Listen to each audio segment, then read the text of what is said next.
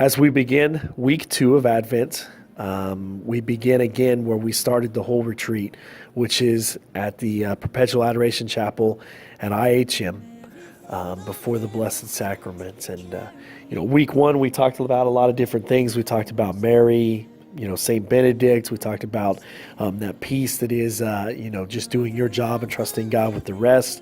We talked about having grateful hearts and counting our blessings all the time. We talked about finding a way to build anticipation in our lives as a countdown towards Advent. But most importantly, we talked about giving yourself an opportunity to hear the voice of God by finding some quiet time. And for me, this is where I start my week every single week, which is right here in front of the Blessed Sacrament.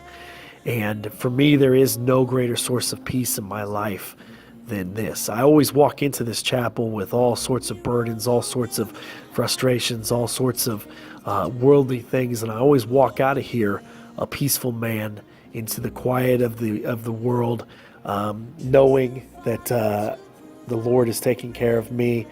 I'm loved and cared for. I was literally to die for, and I know that I'm not the one that has to do everything.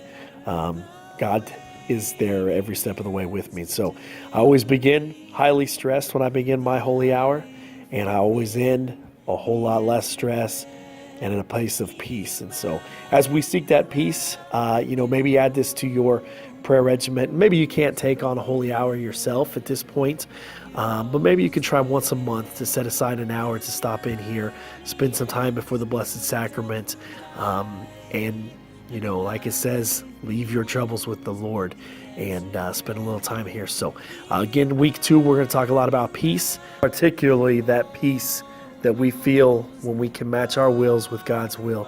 And that's the ultimate goal for us, and the ultimate source of peace is when we can say, thy will be done, and 100% mean that we trust completely in God and desire what he has for us. So here I am as the beginning of the week, spending time at the Adoration Chapel, praying for you guys as we go through this journey. So know that you are prayed for each and every single day, and have a great Sunday.